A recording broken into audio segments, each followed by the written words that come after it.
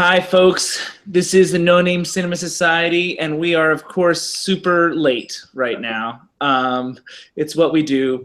Hi, I'm Jonathan Betzler, and we're late because nothing's working. Oh, and I forgot my hat, my famous hat. I'm gonna go off screen just to get my hat. Oh dear God, we're left hostless. What do we do? Amazing. So I have my hat, but I don't have my lower third. I can't put up photos tonight. J Money's going to be in charge of photos. There's a lot of technical difficulties, which is why we're so late. I'm back from.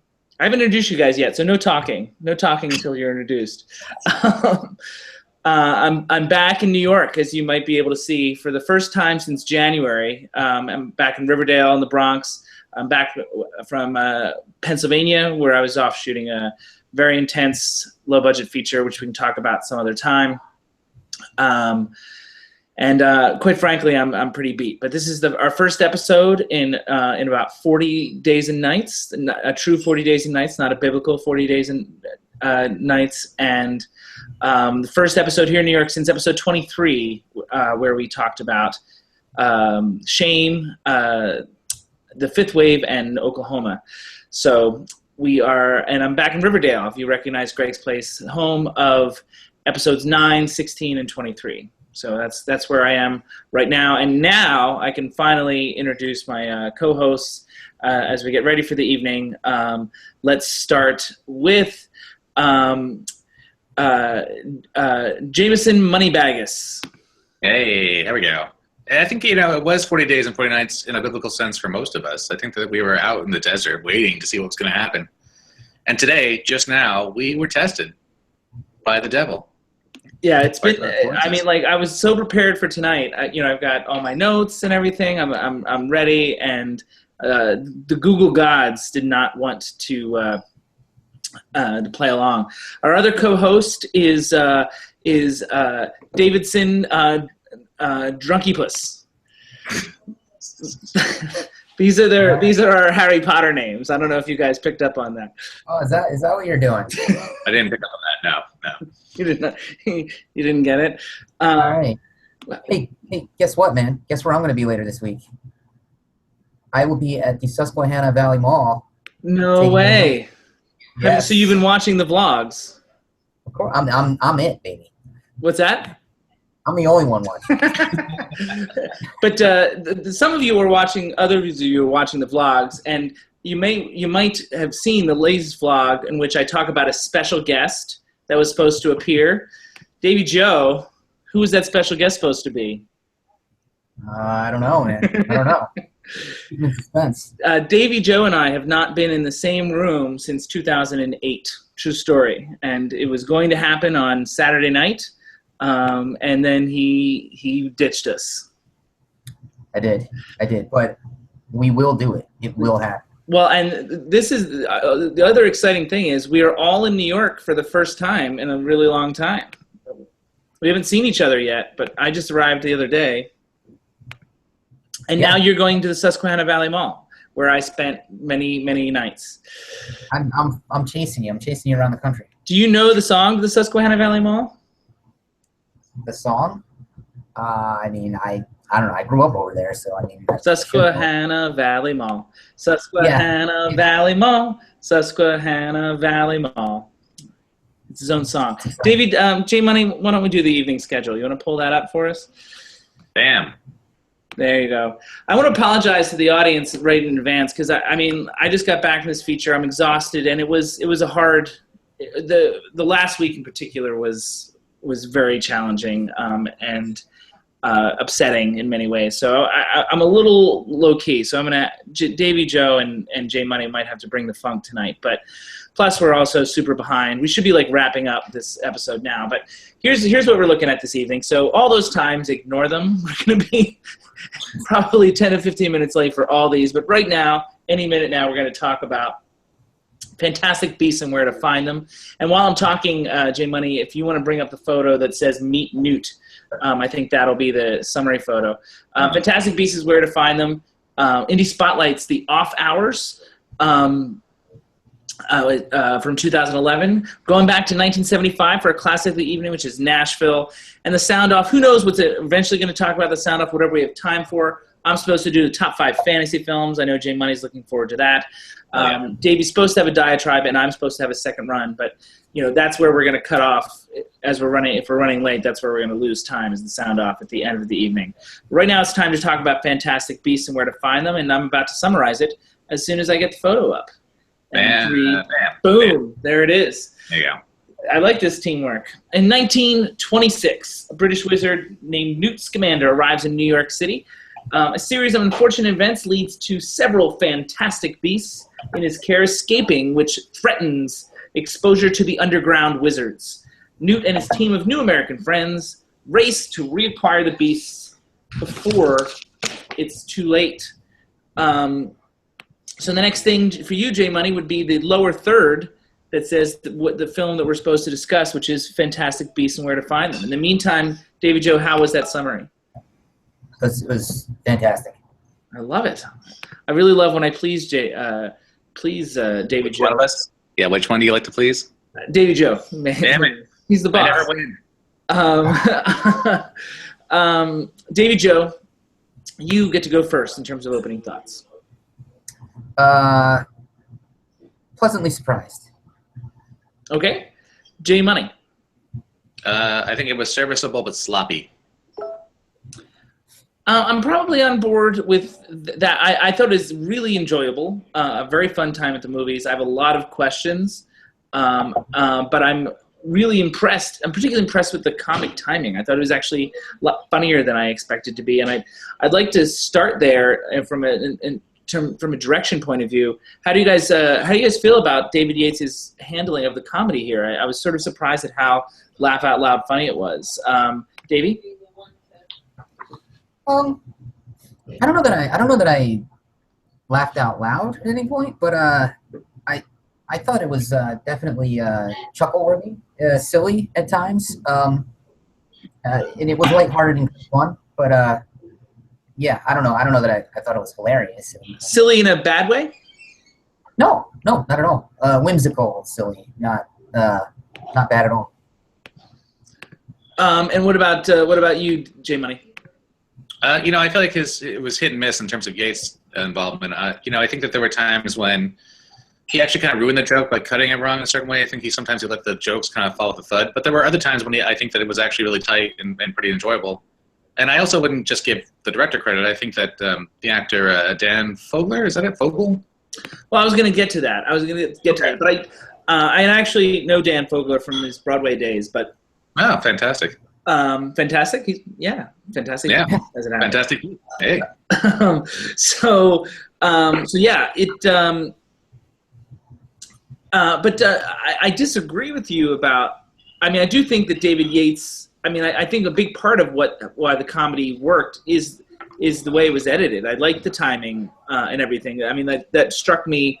That's the thing. I think that struck me the most because I don't remember that being a big part of the Harry Potter films. And Yates, of course, directed the last 4 of the 8 Harry Potter films.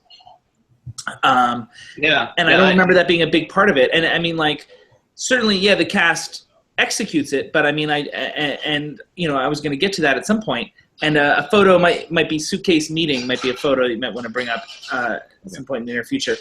But yeah, I feel like I feel like the editing added to the. I feel like things were the comic bits were done just right, and a lot of them featured Dan Fogler. But I feel like it was orchestrated in just the right way, and I don't want to give too much away or anything in terms of the actual examples, but I thought a lot of stuff having to do with the platypus, for example, a lot of that stuff was the way that the director staged the scenes and he and the editor cut it. It's more than just performance driven. Yeah, well, it's funny because I actually kind of split with you on this a little bit as well. I actually thought there were a bunch of points where the editing was really actually off and really hard to read. I think there were a bunch of times, even around the platypus scenes, where I thought it was really difficult to understand what they were cutting from and to, and it kind of threw off some of my sense of where the place was in the scene and et cetera, et cetera. But I do think, and on a whole, there were some of the funniest scenes are the interaction with the Fantastic Beasts themselves, and I think that's where all the comic is coming from. And then, then I would give Yates some props on that. But there were other scenes between the actual actors which were maybe not quite as tightly handled, is what I would say. Well, like, do you have an example? And do you have that photo? Yeah, let me throw up the photo here. I think there was some stuff between Eddie Redmayne and Dan Fogel that was Fogler or Fogel? Fogler. That felt a little awkward. I mean, there were some of the early scenes where they were meeting. There were some scenes like later on that felt a little bit off. I'm trying to think of something specific. Like there was something in the bank that seemed kind of like off to me. There were plenty of times when Eddie Redmayne himself, I don't know if it was him or I don't know if it was just the way they were kind of putting him in the scenes, but it felt like he fell flat a lot. There were just things that some of the things I chalked up to editing, some of the things I chalked up to Yates.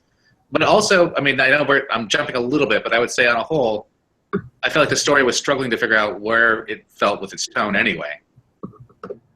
Well, yeah, you're jumping a little bit. I mean, I don't know if I felt like the story was struggling so much as I felt there's a couple things I was confused by. Do we want to jump ahead and talk about that? Sure. And so maybe the Ellis Island photo might be one to get to prep. So I have some questions, Davy Joe, and maybe you can answer them. I'm gonna ask all the questions, and then you can see if you're answering them. One, I was unclear why Newt was in New York to begin with. Like, I feel like he explained it, and then that wasn't the real reason, and then he explained it again, and it didn't sink in with me. And I was curious about that. I also, with all their powers, I was curious why they were traveling on a boat to begin with. And finally, I bumped a little bit on Fogler, his character named Kowalski. I felt like he would have been incredulous about all the magic a little longer. He's what they call a no-mage, or what Harry Potter's team would call muggles. So I feel like he would have. I feel like he accepted the magic way too quickly. That didn't make sense to me. I felt like that it would have taken him a little longer to really accept that for what it was. Like, he was incredulous for like a second. He's like, okay, so I'm in this magical world. Cool. There's wizards. Davey? So I the first one, I think that he was, my understanding was that he wanted to return that eagle to Arizona. So he was just coming through New York. But that seems sort of flimsy, doesn't it? I feel like there was something else. No, maybe. As far as why a boat, I got nothing on that. But, and I think maybe he wasn't incredulous very long because he got bitten by that thing and he was like feverish. Maybe that had something to do with it. So you bought that? Well, I mean, I don't really have a better answer than that. I think that maybe you see this thing and it bites you, then you're gonna then you're a believer. You're buying in, right? So it sounds like you feel like those things are legitimate concerns at the very least. Oh yeah. I look, man. I'm a person who hasn't even seen the Harry Potter movies, so I came into this thing cold. J Money, did any of those questions touch on your concerns? Sort of. I mean, I guess on a whole, what I would say is that it felt like in a lot of ways there were two different stories that were happening in this movie that were not exactly intertwined in a way that felt like they actually belonged together. I think your confusion over like what Newt's involvement is well-founded because, frankly, he had a very strong beeline storyline, which was actually, to me, more interesting. And they kept trying to shoehorn him into this other larger, more, I think, Potter-esque storyline about good versus evil that just felt a little forced. I mean, I think that we were kind of lost into his intention in being in New York because they were trying so much to cover this other ground with these bigger ideas. And I think if they had just let him, I think if it had just been a story about Newt and his no-mage Kowalski, for instance, I would have been a lot happier with the movie on a whole. But David Joe's right. He was there so that he could release an endangered animal into Arizona. Like, he is a conservationist to the nth degree at a time when conservation in America is really becoming a large thing, so it's kind of appropriate.